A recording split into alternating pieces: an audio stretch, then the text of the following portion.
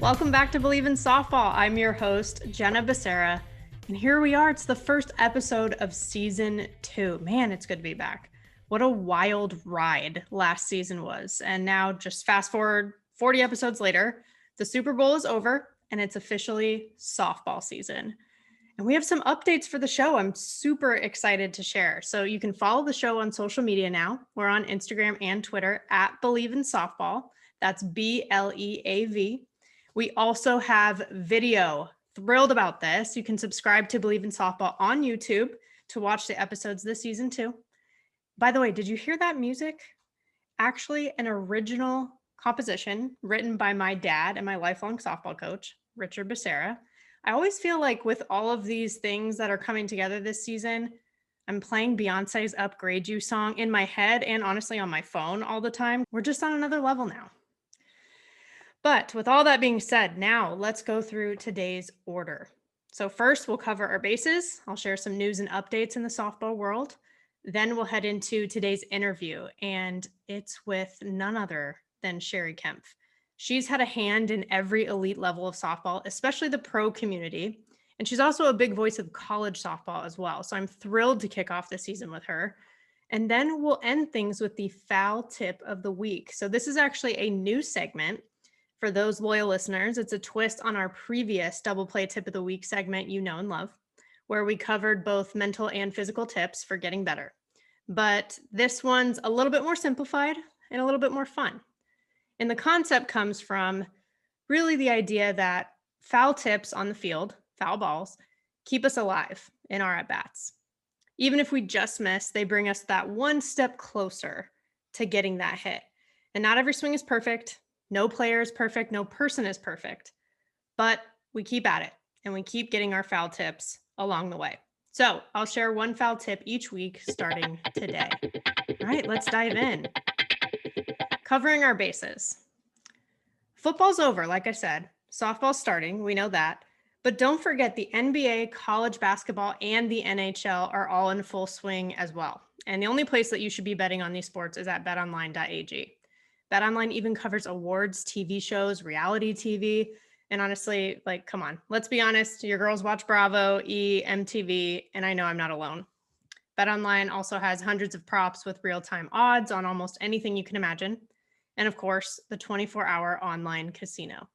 So head to the website or use your mobile device to sign up today and receive your 50% welcome bonus on your first deposit. That's betonline.ag. BetOnline, your online sportsbook experts. So yes, make sure you get caught up on all that goodness. And now let's also catch up on what else has been happening since season 1. First, I want to take a quick step back and talk about women making history in sports across the board. More women than ever before were in on-field positions during the Super Bowl.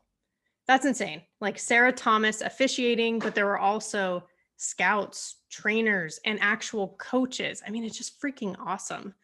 And then you look at baseball. The Red Sox hired the first Black woman to ever coach professional baseball, Bianca Smith.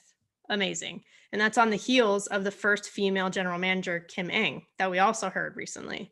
Just phenomenal. And then if we switch over to basketball, Fran Bleav from Stanford women's basketball was dunking in Pac-12 games. And then there's Tara Vanderveer becoming the winningest coach in women's college basketball. And then got a shout out to Stanford a little bit more. Jessica Mendoza being in the booth calling the World Series. This is all phenomenal. We know and love Mendoza as a college commentator as well. And that brings me to all of this softball updates. So yes, college, it is opening weekend. Gosh, it feels good to say that. After being cut so short in 2020, we're back, we're here. The preseason Ncaa D1 rankings are out. UCLA is at the top. No surprise. They're the most recent champs in 2019. But really the landscape overall is pretty consistent, pretty expected from what we normally see. So there's 5 Pac-12 teams, 9 SEC teams, 4 Big 12 teams, 4 ACC, 2 Big 10, and 1 AAC team. Now, what I feel is interesting, all but one team are Power 5 teams. So please shout out to UCF. They're the ones who made it for breaking through and representing the AAC. I love to see that growth in softball. I mean, I love the Power 5, having come from it myself as a player, but there's so much talent across the country. Also, the fact that the top 3 slots with UCLA, Washington, and Arizona are all Pac-12, it sort of feels like, in a sense, the Pac-12 of old, like a resurgence for this conference, sort of building back on UCLA's most recent win. The SEC has for sure dominated in recent years, but the Pac-12 is just so historic. And I feel like there may be a little bit of a comeback here. I'm excited to see it. A little biased too, but that's fine. Then there's also, of course, the balance of the SEC. The fact that 9 out of 13 teams are ranked like right away, right off the bat. And it's not a surprise, all 13 teams made it into postseason in recent years too, but it's just showing you what the spread is like in that conference. It really is stacked. The number is also growing for ACC representation. Obviously, Florida State's championship in 2018 was huge, and I give a lot of credit to Lonnie Alameda for coaching the team then up till now, like throughout this entire time, but also one of our previous guests, Megan King, who pitched that team to the championship and really helped turn the tide for ACC softball. Love to see it. And speaking of the ACC, Duke made the list. They slid right in there at 25. And again, this is really growth as a new member of the ACC. It's only been a few years since they've been in this conference. And I really, really think we got to keep our eye on them and head coach Marissa Young. There's some good stuff to be had from that program. And, with preseason comes a ton of preseason awards, and those have been released. I will say I'm not a believer in these. I feel like preseason awards tend to be players getting recognized for either past performances they were probably already awarded for, or what people think they're going to do this season. And I just feel like that's kind of a lot of hype. Like, we need to just let it happen on the field and see what goes down, in my opinion. So lots going on in the college softball world. So excited to watch this weekend. Hopefully we get more of a season this year than last. But of course, we're also looking forward to the Olympics. And officials have previously stated that they would go forward in Tokyo with or without COVID. And it's right now planned for July 23rd to August 8th, 2021. However, there are some rising cases of COVID-19 and concern about whether it can be put on safely in Japan just a few months from now and what the protocols will be. But as you know, for softball, 13 years since the last Olympics. 6 teams have qualified. Obviously, Japan, USA, Canada, Mexico, Australia, and Italy. And they've all already dealt with the agony of one postponement. And, the players that came on the show say it's the pinnacle of their lives, like not just their softball careers, but really their lives. It's such an honor to represent your country, and it's the biggest stage to do it. So we root for them. We also root for the health of the world at the same time. So we're going to keep a very close watch on all the updates there. But if we take a look at the pro landscape, so National Pro Fastpitch, the NPF season was actually already canceled way ahead of time. And this is the second season in a row. And it is due to COVID-related issues. It's logistics and finances. It's just very difficult to put on these events safely. And so they're bowing out. And a lot of the teams in the NPF actually were basically the international teams that we would see in the Olympics as well. And that forum really helped them prepare for the international stage. So not having that will be interesting too. But we do have Athletes Unlimited set for season 2 in August. Really excited for this. We've already seen some players have announced that they will be back, and some season 1 Bleav in softball guests too. Kat Osterman, Victoria Hayward, Erica Pioncastelli, Hannah Flippin, Danielle O'Toole, as well as some other folks, Jesse Warren, Alicia Ocasio, Haley McClenny, Megan Wiggins, and Haley Wagner. And really, if you look at that list, it's pretty much the top tier performers from the inaugural season. And it's going to be Kat's last dance before retirement. So honestly, just absolutely epic. I cannot wait. But what's also going to be epic is today's guest. So let's head into the interview.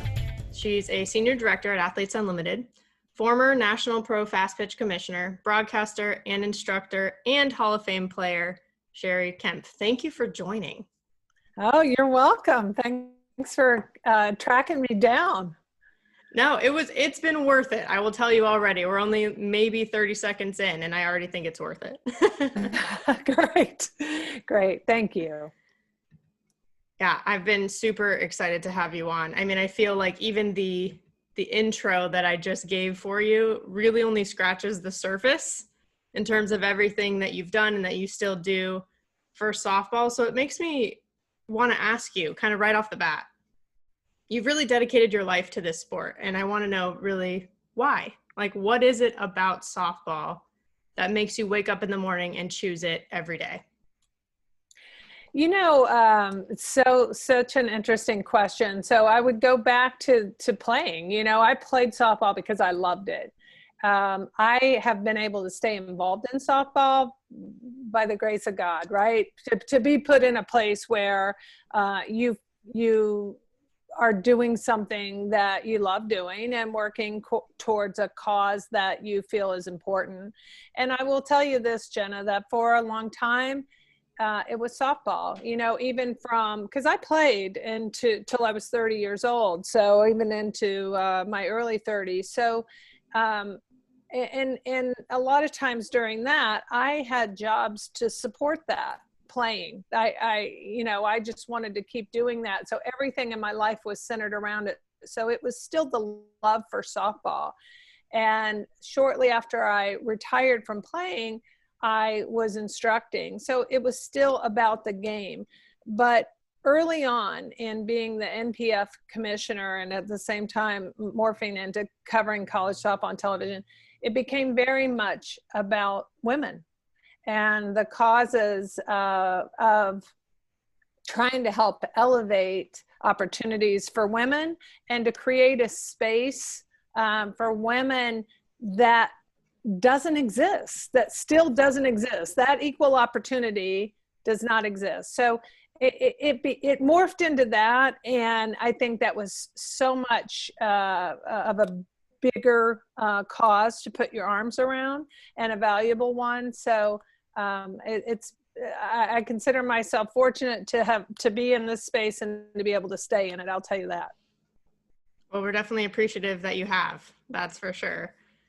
And with that being said, in terms of that goal of really elevating women, with all of the different things that you've done, running leagues, broadcasting, instructing, everything you mentioned, playing, what has been the most rewarding in terms of accomplishing that goal? I'm very proud of what we were able to do in the National Pro Fastpitch League. It was far from perfect. We always, I think, never knew what the next year was going to bring, but to be able to keep professional softball. So we really took the baton from the Coles family and the WPSL that really breathed life into professional fast pitch again in the early 90s.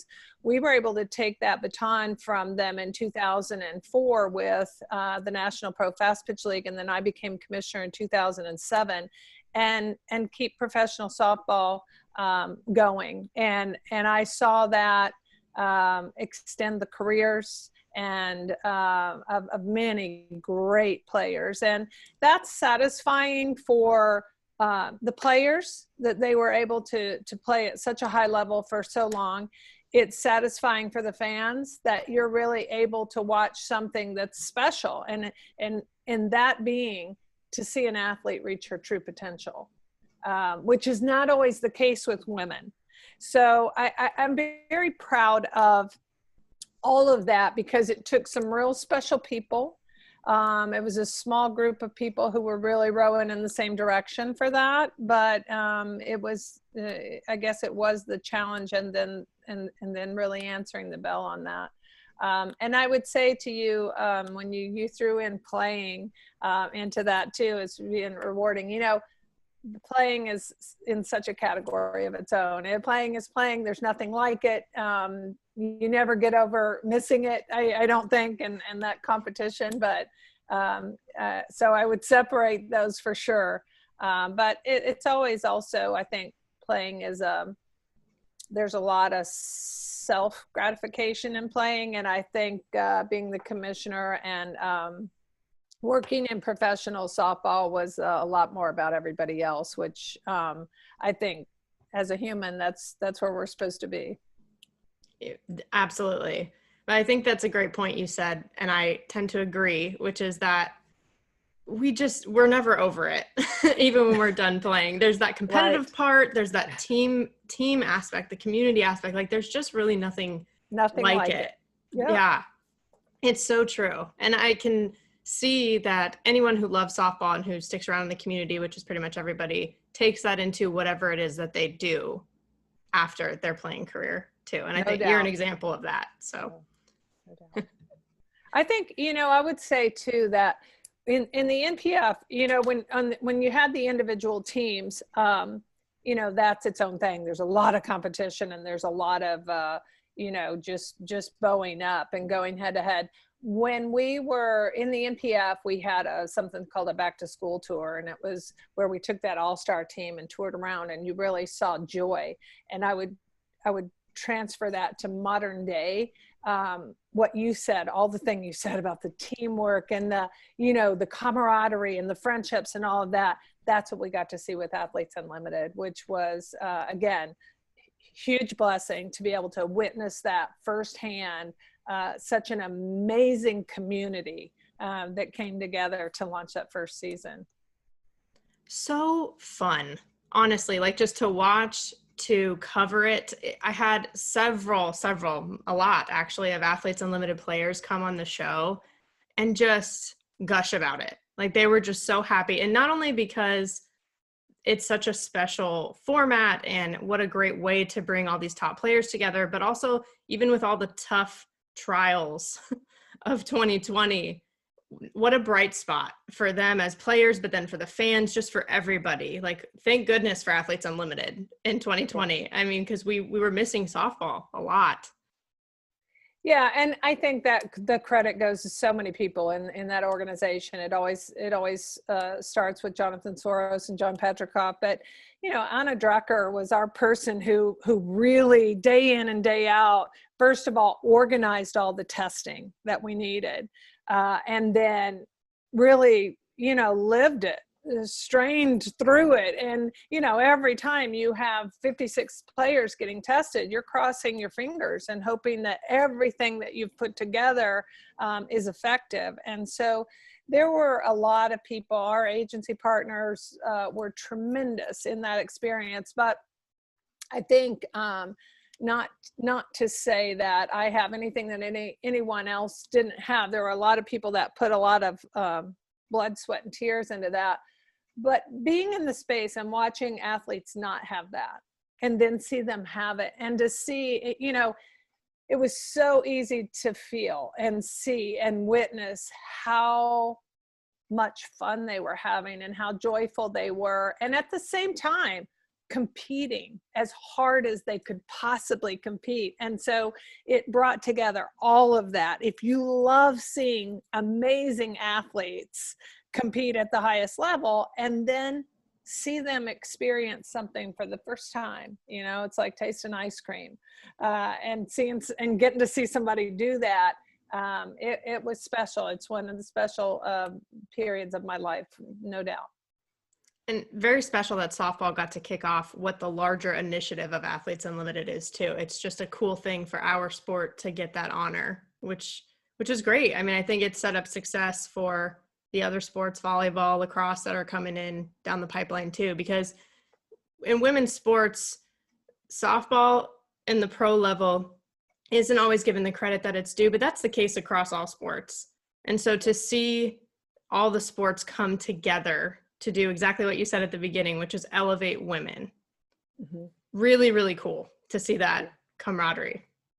And I think it was a smart move to launch with softball. Softball enjoys a lot of popularity right now. You have a big audience, and you saw that, we should never ignore the response that we felt from the fans. And that's something that you never know either. But I think that we have a tremendous content team internally that was churning, constantly making sure that people that weren't there could feel the experiences that were happening there. And we tried to convey that through our broadcasts in every way that we possibly could. And I know socially the players were doing that. And you just, if you're following along, you just can't miss the fact, the truth in that, the true sentiment that's being relayed. So I think all of that was fun. I loved seeing the volleyball players, supported as well.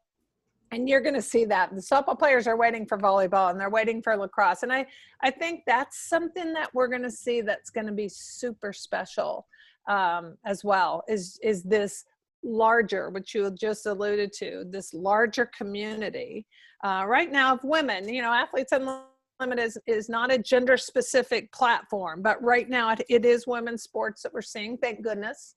But I think that you're going to, there's going to be some really cool things that the Athletes Unlimited organization is able to put together and launch that are going to be special and unique that no one's ever seen at the professional level before.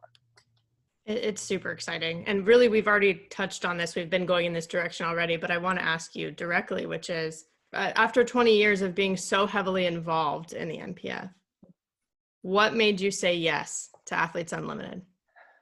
The enablement, the opportunity. The National Pro Fastpitch League, it's no secret that there's a lot of uncertainty around that league, just because of the requirements that COVID placed in the 2020 season, and that it appears it's going to place again, requirements for testing. And I think that put even a greater strain on a league that already financially had its challenges. So I think for me, I was a consultant for a long time with Athletes Unlimited. And so to see the way it was being put together and the team, the strength of the team, from our agency partners, everything from the public relations side to the marketing side and brand partnerships. And then just internally, I mentioned our content team and the support that you see from our ownership and the whole group of people that have been put together.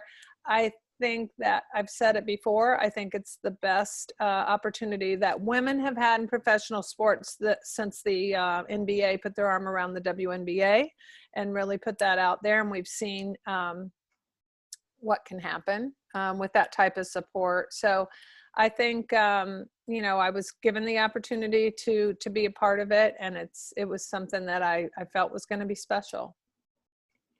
And it seemed like all the players that I talked with felt that really from early on. Like there was almost this like warm, fuzzy feeling of, yes, this feels right to do this, even before the pandemic, when people like Victoria Hayward, were already on board to lead this thing. And even from the people who kind of joined last minute, like Morgan Howe, she said she kind of got the call like in the summer, right before the fall season. But it was such a cool way to see such a diverse group of softball athletes as well, because you had people who were fresh out of college, like Morgan. Then you had Kat Osterman, who's 37 and beating everybody per usual, right? It's just, not only was it the environment itself, but also the people, I feel like, that really elevated that environment to the next level, if that makes sense. Yeah, I think everything, big kudos to the players, big kudos to the player executive committee, who you mentioned, with Victoria Hayward as chairperson of that, Gwen Savekas, Haley Wagner, Sam Fisher and Jasmine Jackson rounded that out. And I'll tell you, they were tremendous. They had a lot on their shoulders. They had a lot of responsibility, which they embraced. And really did, we couldn't have asked for better delivery from that facet of Athletes Unlimited than we got from them. And they set a tremendous example for every PEC moving forward. But I think that when you talk about the diversity of the players and personalities, and I think that, again, it's one of the special aspects. And when you saw the interaction with with our team, the staff, and, you know, let's not leave out the staff at Rosemont and what they really, from everything from a venue, from the stadium to the dome to them, just those humans that really said, we want this to be the best experience you can have. And I would say that I haven't seen every single interview you did with players, but that's what you feel. You know, you just walked into somebody's house and everybody is making sure you're comfortable and that you have something to drink and eat. And, you know, I'm using it as an example, but that's how it was. And you didn't have to, as a player, I don't think you wanted for much, and you were treated as a professional and someone who was special, and they reciprocated that very much in everything that they did. So at the end of it, it's all centered around players, and that was the joy that we got out of it, quite frankly, I think, as fans and as you know, members of the team of Athletes Unlimited. The staff it cannot be overstated how important that is. Absolutely. I mean, honestly, as somebody who, you know, it's a pandemic, I didn't get to go live to any of these games, but from the broadcasts and the content was really top tier. You've mentioned that team a couple of times with good reason, because honestly, everything that I could have possibly wanted was available to me, whether that was through social media, even watching the drafts. And I know you emceed the drafts as well. And such a cool experience to really get into the weeds and see the strategy and really see up close what made this league and will continue to make this league so unique. Yeah. And I think it was, you know, all of that was very intentional. And that's what I'm talking about. It's not just, of course, it's financial. Of course, you have to have the ability to put things forth. But it is about the strategy. It is about the conversation. We're doing it right now with volleyball and lacrosse to talk about how to make those, everything you're saying, the draft, the competition, the broadcast, how to make those as enjoyable and as engaging and as informative as we possibly can. And then I think you have a special group of people on the content side that some of whom are, you know, can tell you stats and backgrounds and personalities of our players, which is important. And some people who are just gifted creatively to show you, to shoot the content and to edit it and to deliver it then. And so I think, but all of that, nothing was an accident.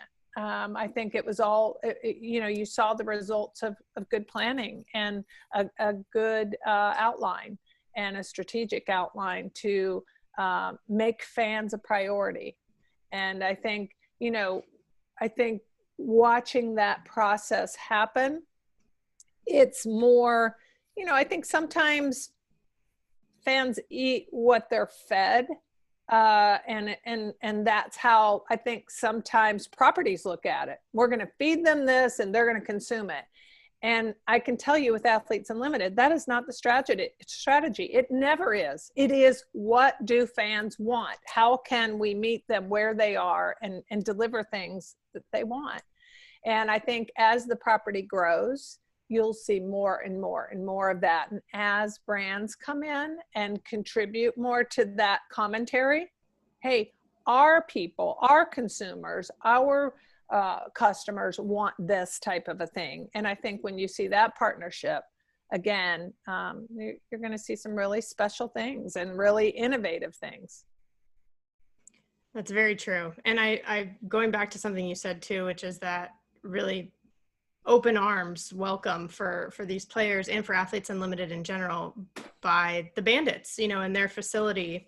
And I felt like it was very, not only logistically did it make sense, but just very poetic that, you know, the only facility that's specifically built really for professional women's sports was hosting a league like this. And it's cool to see that kind of camaraderie between different organizations. So the MPF kind of collaborating with Athletes Unlimited, obviously that came from the top down with you, but a very cool thing to see also that, like, Lauren Lappin, for example, the head coach of the Bandits, is one of the facilitators for Athletes Unlimited. Like, I just really appreciated that crossover and that willingness to work together.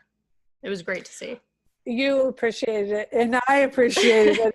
And you know what? And quite frankly, it shouldn't be unique, but it is. And I think that coming from a team sport background, anybody that's played team sports, or a large percentage of us, that's what we like. We want to put our arms around each other, and you realize that your experience individually is elevated anytime it's shared among the group and you have that experience. And so I think that's one of the most difficult things that was always one of the most difficult things in the National Pro Fastpitch League was, and in our sport in general, there's a lot of separation and a lot of competitiveness that should not exist, really, quite frankly, and the sport has suffered historically because of it. But that was another thing with Athletes Unlimited that I think was special. I think they have gone out of their way to be welcoming and to make sure that they, I know that was my initial conversation with John Patricoff, was all about how can the National Pro Fastpitch League cooperate with this endeavor you're taking on. And that was why he reached out, as he reaches out to so many people. And so, we were happy to do that. If you saw the National Pro Fastpitch sites all through the Athletes Unlimited, we were shooting clips and social media posts and things like that to try to engage. And that's credit to the NPF staff. But that's, to me, that's where you want to be. That's the warm, fuzzy feeling. It's not about being the only person on top of the mountain. So, I think we should always be trying to elevate each other. Absolutely. And I think honestly, the product itself, meaning the elite level of play that you see, also is bettered because of that. I think, for example, with the NPF, when I had Sachelle Palacios on the show, she said almost verbatim, the reason we qualified as Team Mexico for the Olympics is because of the NPF. And essentially that level of competition. And other folks I've talked to too, like Daniel Laurie was like, yeah, man, it's a grind. It's tough. Like these are some tough lineups I'm going up against. I remember I talked to Alyssa Haber, who has been out of the game for a while, but was on USSSA Pride at the time back in that day.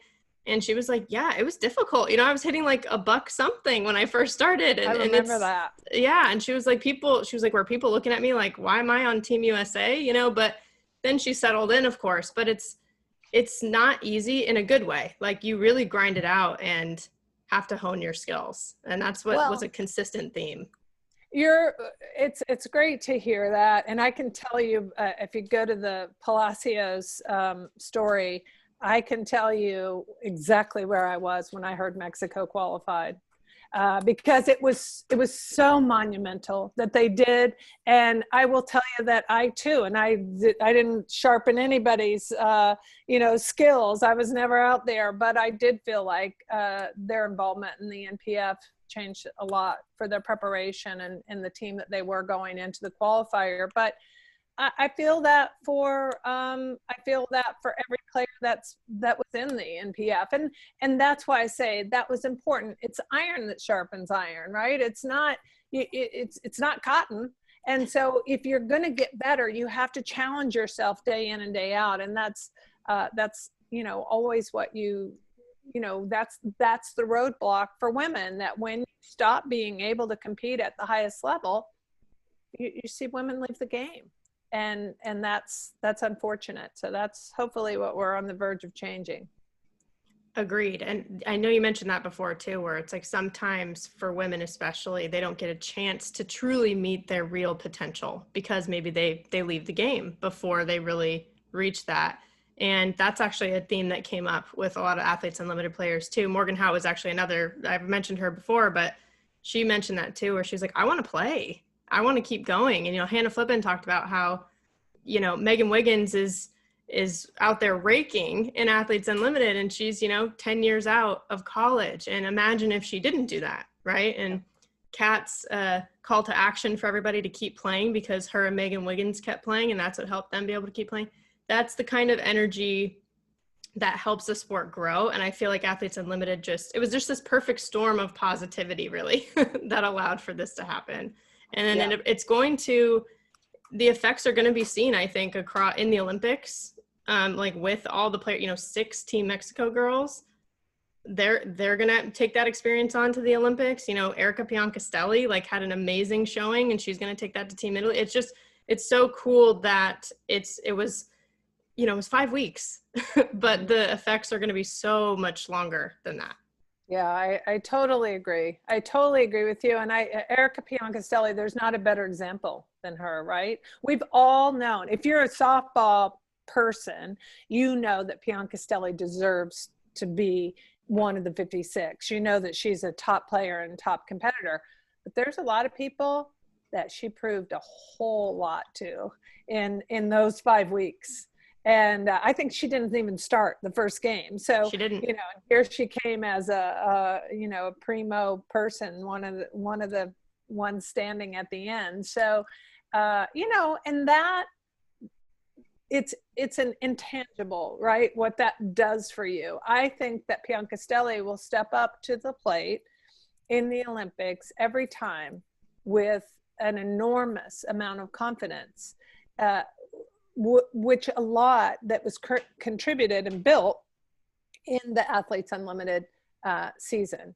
And she has to. And if she doesn't, I hope she calls me and I'll tell her that come on, look at what you accomplished. But I think, those are things that are, that you carry with you. They become part of your fabric. And anytime that you're able to compete and excel and just be around that experience, it's going to be a contributor.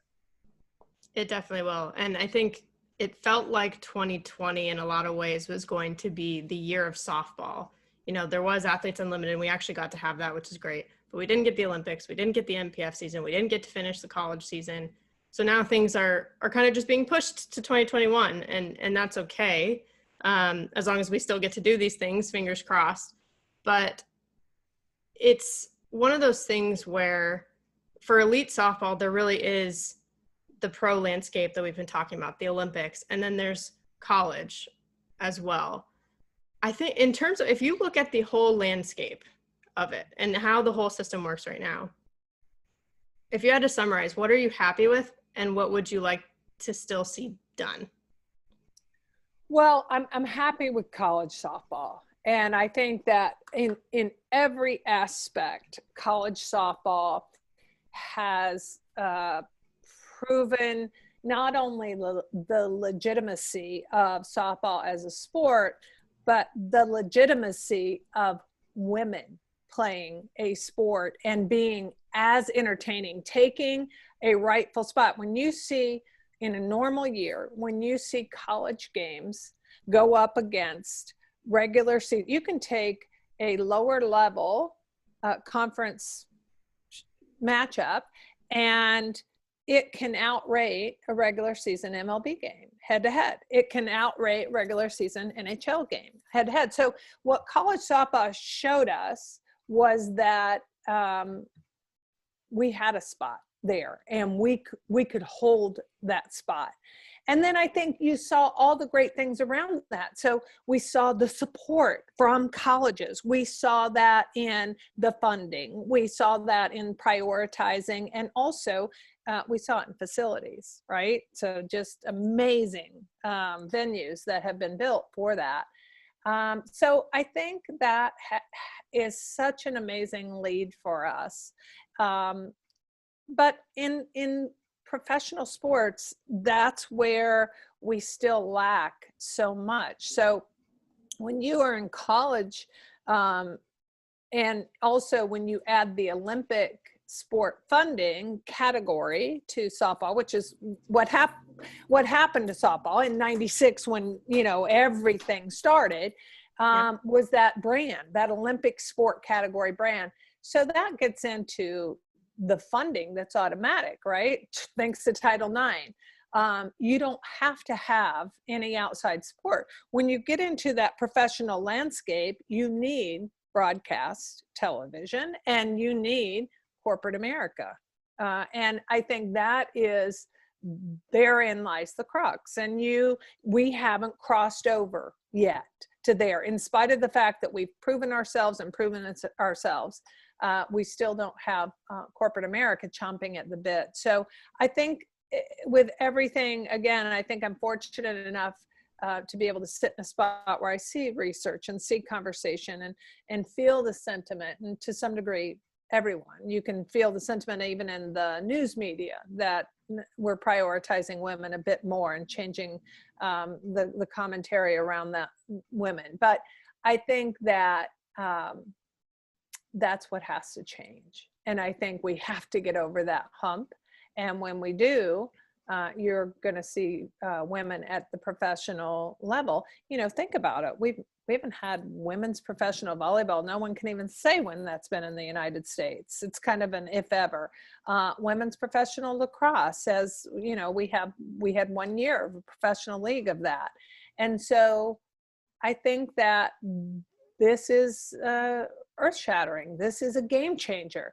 And you want people to get on board and see the value in it, and see that you can, the barrier of entry here is much less than the major competition on the men's side. And you just, you hope that that's what happens. And that, again, elevates everybody exponentially. Do you think there's an opportunity, given that the Olympics are in Japan, and with the success of the Pro League in Japan, and to your point, the corporate backing that exists there with Toyota and all these other teams, is there an opportunity for us to sort of capitalize on that as a sport, given that it's all going to kind of culminate this year? Listen, I've been alive long enough, so to see what happened. It was like a lot of people right now who caught on to the popularity of college softball believe that college softball was the beginning. It wasn't. The Olympics were the beginning. In everything, in why people cared to pay for their children who were girls to learn skill development, take hitting lessons, take pitching lessons at the very essence. The whole crux in that, I always tell people, there was no SEC softball before 96. So that was the first year of SEC softball. And the reason they added was because softball suddenly became an Olympic sport. So it was the Olympics that led the way. Olympic years, the 4 times we were in it. They're special. That's when we saw our dream team on the cover of Sports Illustrated. At news like we've never seen. Our players were on night talk shows and in daytime talk shows, Oprah, name it. And so the Olympics always changes everything. The Olympics are special. They're unique. And they also sort of roll out these very long coattails. And if you're in a position to jump on, it changes things. And that's what college softball did. College softball said, that looks like fun. Count us in. And then from there, they helped explode it in their own special way.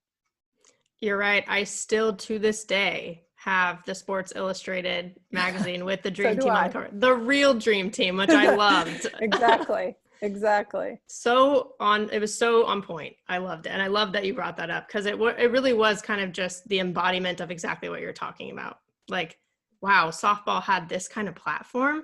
Like, let's get back there again, but not just back. Let's go forward with that, Yeah, no question about it. And it just has the ability to do that, to really propel any sport, really. All of a sudden we're riveted by curling, and then it becomes a different part of your life. So it's cool. And the possibility of what it can do to elevate players and popularity is, you can go back through it. There's a lot of special players, but once you put that Olympic brand on them, they're something else.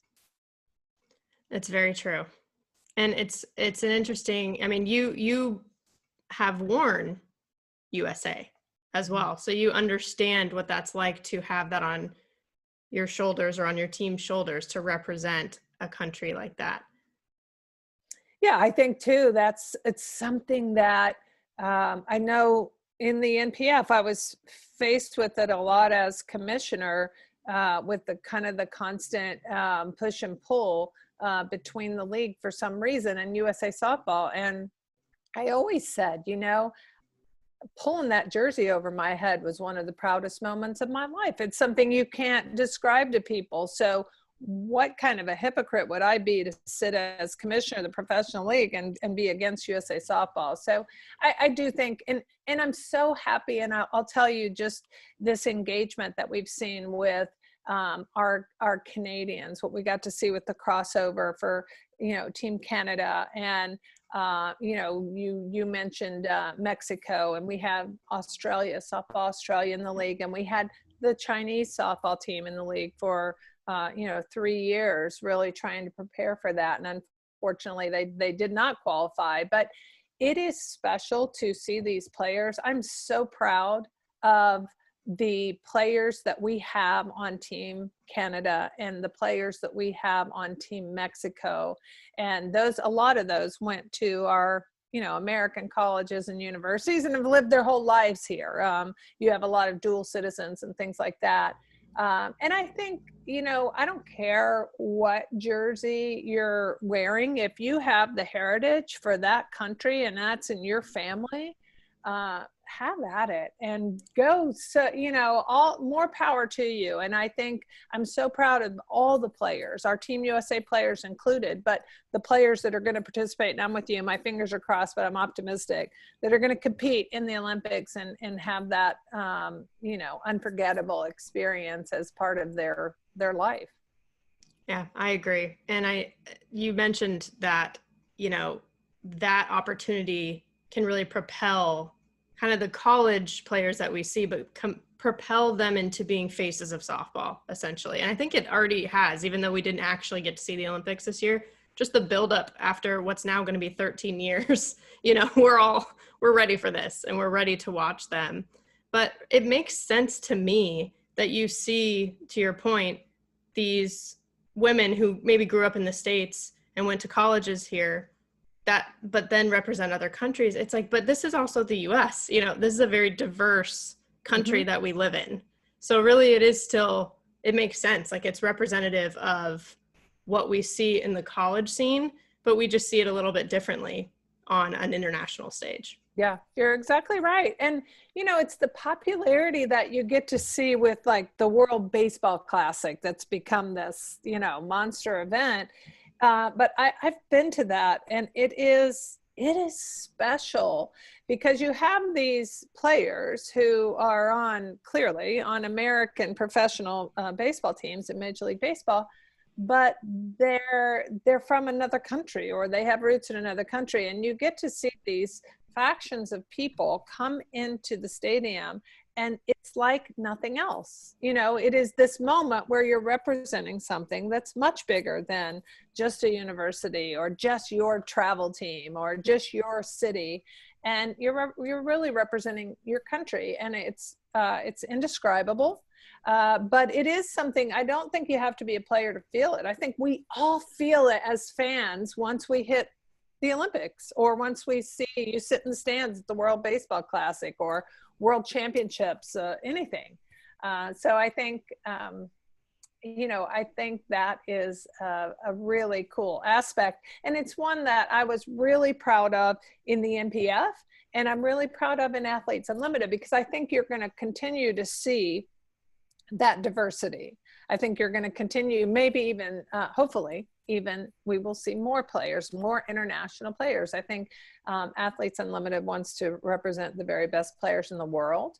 And so I think after 2020 that you will see even more integration of some of those great players.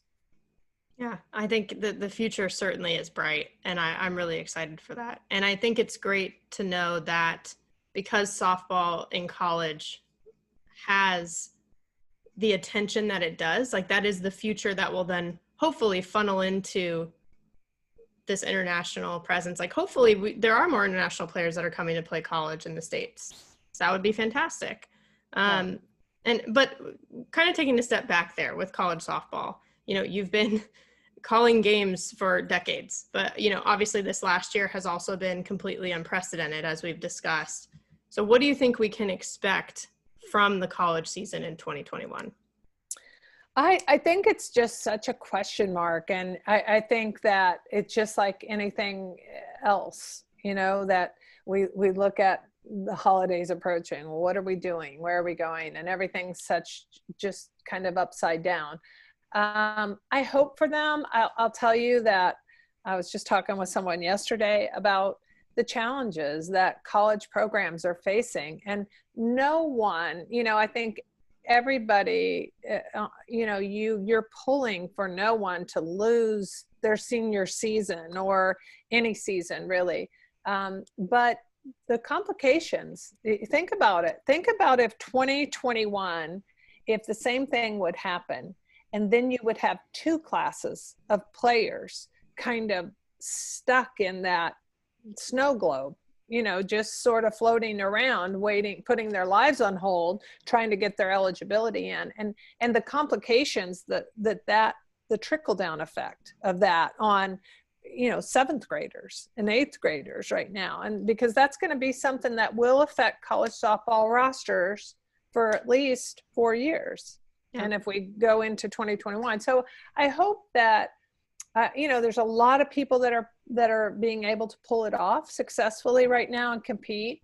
And I think as long as people are prudent and do what they can do and what they should do to be responsible, I'm hopeful that college softball will see a season complete this year, and a championship and a trophy raise. Yes. I hope so, because it was tough not having the World Series. I mean, one of my favorite weeks is actually, I love super regionals for some reason. Like, I think it might be just like the format that it's in. It's like you're trying to get to Oklahoma City. That is what you think about throughout all of fall ball, all the season leading up to it. I mean, at Stanford, when we would come up after weights, we say OKC on 3, like that's what you do. And so there's something special about that too. And just postseason overall, and the fact that we even get to see so many more regional games, fantastic.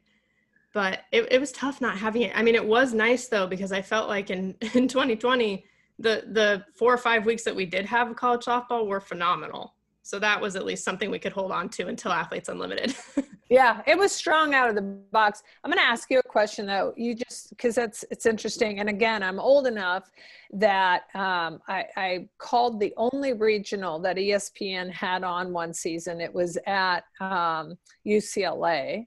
And it was before Supers. So I'm old enough to watch Supers come in and become a thing. But don't you think that part of the appeal of super regionals, and this speaks to the sport too, is so in regionals you've got your automatic qualifiers and some things like that. So you've got some problems that that you're not just thinking any of these 64 people can emerge. But in Supers, it really is. You have your favorites, but it really is anybody's win. And so I think that's the cool thing about it. Maybe, I don't know, Yes. You'd have to speak for yourself, but every time you turn it on, either one of these teams could go. Yes. And I think any upsets that come from Supers are even more exciting because of where they're going next too. But yes, I agree. I remember that this is still a little bit of a sore subject, because during my time at Stanford, we went to super regionals twice. We were 1 out away from winning both times, lost both times. So there's that, but we won't go too deep into that. My teammates and I are still scarred, but the fact that, one of those times was we were in Alabama and we had actually won the first game. And I remember some of the locals, because everyone cares about it, which is also great about the SEC, but they were like, man, you guys came into town and just caused all kinds of trouble, didn't you? And we were like, yeah, we're going to the World Series. And then it didn't work out. But just that atmosphere, and even like being able to do it on somebody else's turf, people can do that too. Yeah. It's really cool. And that's actually something that's great about softball as a sport, I think, compared to maybe like football, for example, is there is so much more parity. Like anyone can win on any given day. The game does not know who's supposed to win. You have to show up and you have to execute. And that's what I like about it. So yes, I would agree with you. Super regionals is exciting for that reason. It's just anything can happen. Yeah, It's the truth. At that stage, if you think your ticket's punched, I don't care who you are. I don't care if you're the best team in the country. If you're making an assumption at that point, you could be ending it that weekend. So it's a lot of fun though. And that's the thing. That's the thing about softball, that people in general understand the game and can follow along and can have some degree of expertise when they talk about it, regardless if you played it or didn't. And then when you go into college softball and you see the depth and the parity that exists with the depth, I think it just sets up a really great tournament. And Oklahoma City has its own magic, clearly. It doesn't take you long to be in the sport and realize that, but I think also the sport feeds that every single year, just because of the competitive environment. I agree. And every day is different. Every day is different. Actually, that's one thing. Of course, this is like, again, from my scarred past, but one thing is for us, for both of those times, we had to play the third game, the if necessary game, the same day as the second game.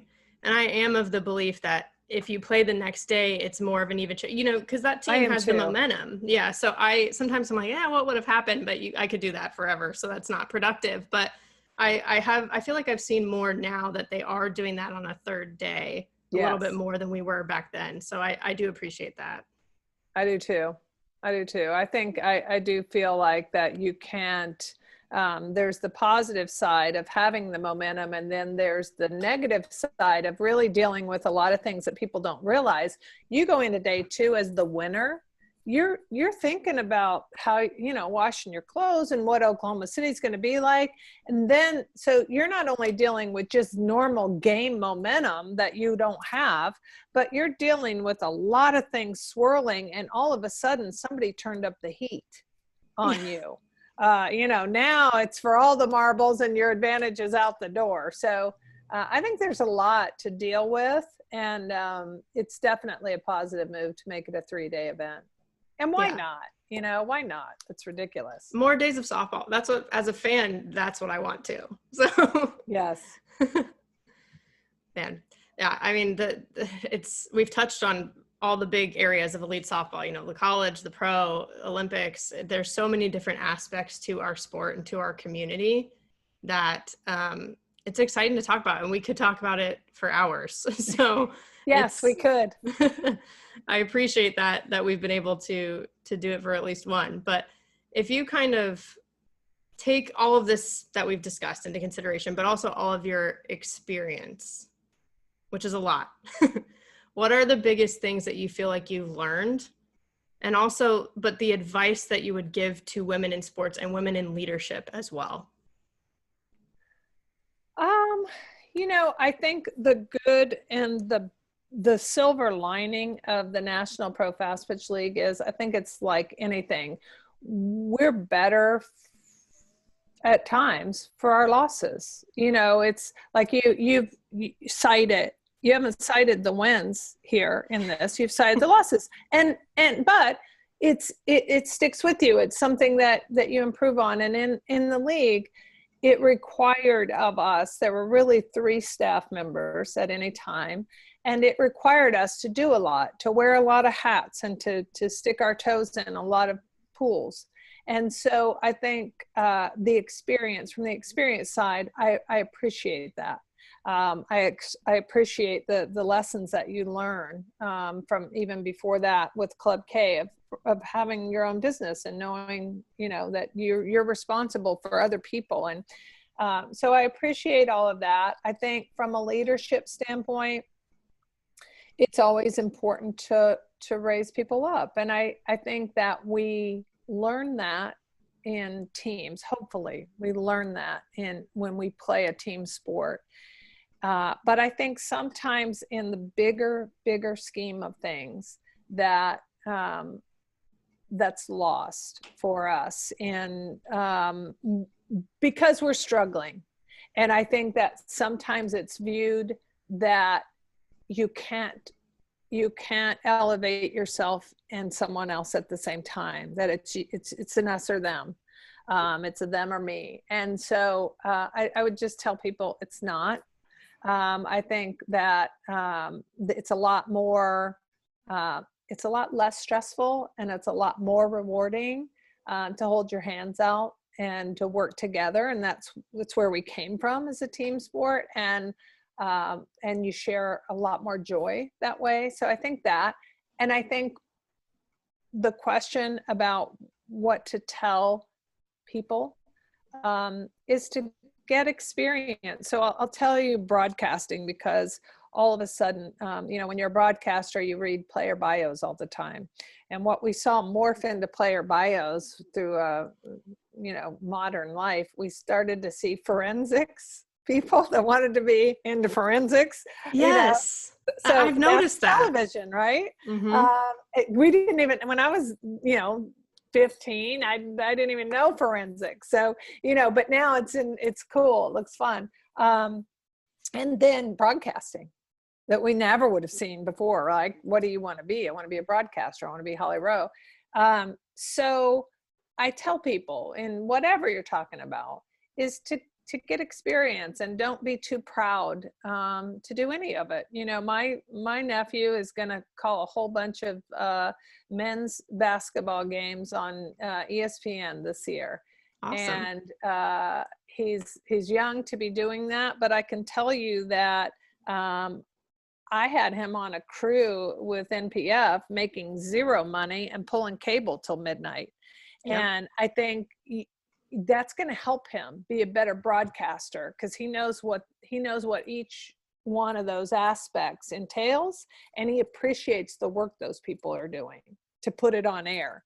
A lot of those people are more important than the person that wanders in there and sits in the chair and puts a headset on. So I think I try to tell people, don't be too proud to get your hands dirty and learn every aspect of it, because whether it's broadcasting or sport management or anything, those experiences are going to be what you really tap into later on. Not just the network, not just the people, but to truly understand what goes into something and appreciate it.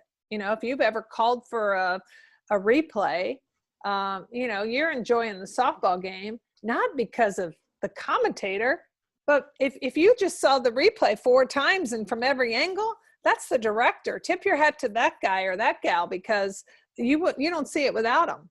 And so I think that, just to have that appreciation and the experience too. And in college, you get a lot of opportunities. Don't miss those opportunities just because you want to sit in the big chair. That'll come in time. So I think all of that is important for young people to understand. Yeah, I think these are all great points. And I also appreciate too, like, I'll see you, for example, tweet your support that Kim Ng became the first GM ever in the MLB, or that Jessica Mendoza was the first female to call a World Series game, right? That support as well, to your point, putting your hand out and bringing people in versus, trying to compete.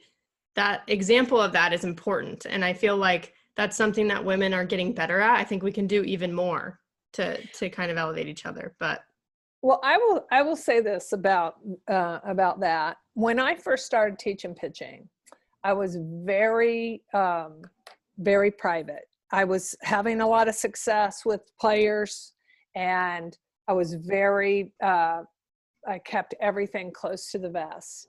And I thought that if I didn't do that, that everybody was competition. And then I got to a point in the business where I was turning a lot of people away, and I didn't like that. That wasn't a good feeling. And so I started an instructor training program. Yep. Where I don't care if you were a dad or a mom, or if you were a former pitcher. We talked about, I just laid it all out there. Everything I knew, every drill I had, we brought those folks in and taught it to them. And I'm going to tell you something, that was a moment for me. That was a crossover moment for me, because I was enabling other people to go out and make people better. And I had that feeling. So that's, maybe it comes with time, and I'm lucky it came to me, but it was confidence that was the difference between Cheri Kempf that was, I don't want you to see, this is just my stuff here, to the Cheri Kempf that was like, here, let me help them. Right. And so I think I see that with people today, that it's insecurity and it's a lack of confidence that makes you feel like you can't be as open and overt with sharing information and making people better. Yeah, no, that's interesting. And it's a good point, because I think that's the narrative that we're maybe told, especially as women, when as we're coming up in whatever it is we're trying to do. But as to your point, as you learn and you actually experience, things change and you realize, oh, we're better together. So I think that's a really good call out. Yeah. Well, on that note, I wanted to wrap with a little game, and I do this with every guest. It's very easy. Don't worry, no pressure. Good. Some of the players get a little nervous. They're like, "Oh no, okay." But I'm like, "No, I swear, it's fine. It's fun." But it's called Safe or Out, and basically, I'll just bring up a topic, and if you like it or you agree with it, you'll call it safe. If you don't like it or you don't agree with it, you'll call it out. Does that make sense? Yes, it does. Okay. It is easy so far. Yeah. Yeah. Okay, good. So the first one is having multiple pro softball leagues in the US. Safe or out? Safe.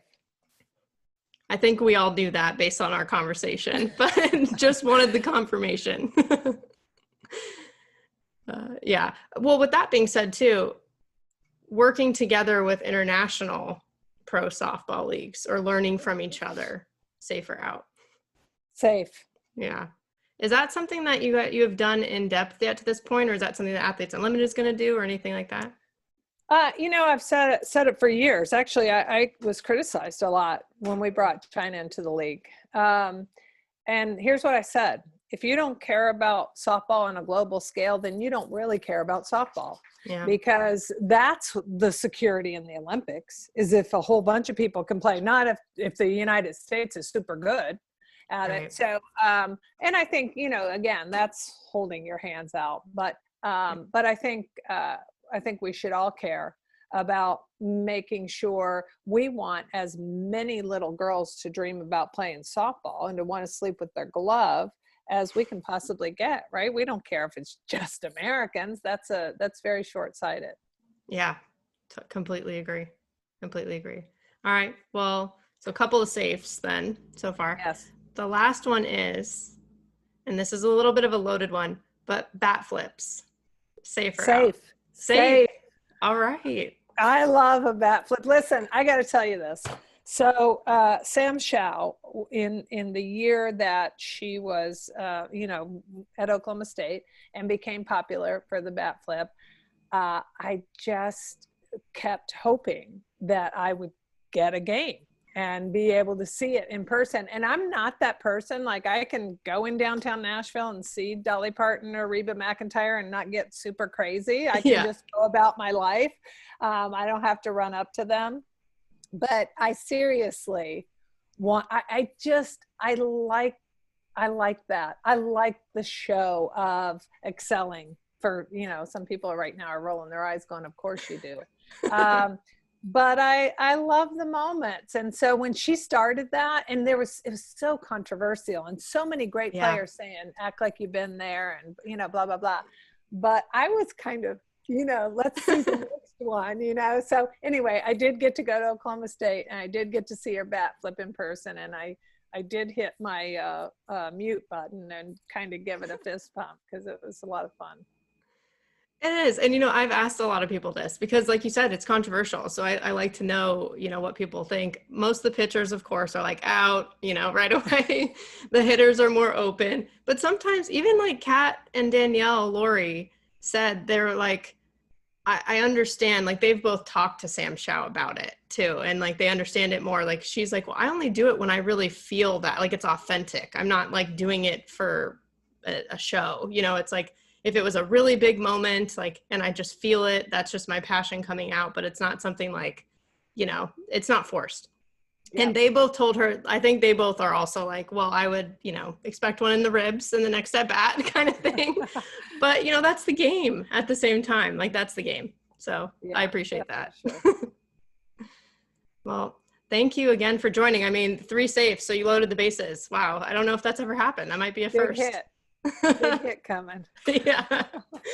Well, thank you again for joining. This was awesome. You're welcome. I really appreciated it. I mean, we got to talk about so much stuff. We could keep talking forever, but this was really, really fun, and I'm excited for the listeners. Well, thank you for doing it. I appreciate it, Jenna. Yeah, of course. Man, I loved getting to talk to Cheri. Like, she just has so much experience across the entire softball world. And as we've talked about with other guests in the past too, like Kayla Lombardo mentioned, the pro leagues don't really get enough love, especially for the high caliber of play that they have. And then also college softball and the international scene, like they really do all work together. So getting to hear from somebody and speak with somebody that knows all of it really intimately was pretty cool. So with that being said, we'll transition now into the foul tip of the week. Again, new segment, really excited about it. And let's just get to it. So this week's foul tip is roll with the punches. It sounds simple, but if last year has taught us anything, it's this. I mean, you can't control a lot, so just roll with it and make adjustments as you go. And honestly, maybe lighten up while you're at it. I wish I would have done that more. And not just on the field, but in your life as well. For example, I remember when I was a freshman in high school, it was picture day for the softball team. And there were a ton of seniors on the team, only a couple of freshmen, and I was one of them. I had to go to the bathroom, and the closest one was at the football stadium that was up this hill. So I ran up the hill, did what I had to do. And then when I started walking back down to the softball field, the whole team was yelling my name because they were waiting for me to take the picture. They were ready. So I start running faster down the hill. I don't want to be that freshman that makes everybody late, right? But then I trip and I eat it right there in right field. There were dirt and grass stains all on the front of my uniform, a couple of scrapes, and the entire team was laughing at me. Maybe even some other people looking down from the hill as well. The parking lot wasn't far away. There's probably a lot more people that saw it. But if in that kind of situation, it's like, what was I supposed to do? I laughed it off. I got up, brushed the dirt off, and I posed for the freaking picture. It became a funny story and maybe even helped me bond with the older girls on my team. I mean, come on, perfection's the enemy anyway. Nobody can relate to perfection. It's silly. Things happen. You just got to go with it, whether it's picture day, a tough game in 115 degrees, or a pitcher who's just got your number. Just go with it. So that's it. Roll with the punches. That's the foul tip of the week. You've been listening to Bleav in Softball, available anywhere you get your podcasts, Apple, Spotify, Bleav.com, and wherever you listen, we got you. That now includes YouTube. So hit that subscribe button on all of them, rate the show, write a review, share, follow the show on Instagram and Twitter. Like I said, Bleav in Softball, again, BLEAV. Also Bleav in Softball on YouTube. Hit us up there. And you can always reach out to me on Twitter at Jenna Becerra01 and Instagram at Jenna Becerra as well. So thank you so much for listening, and catch you soon.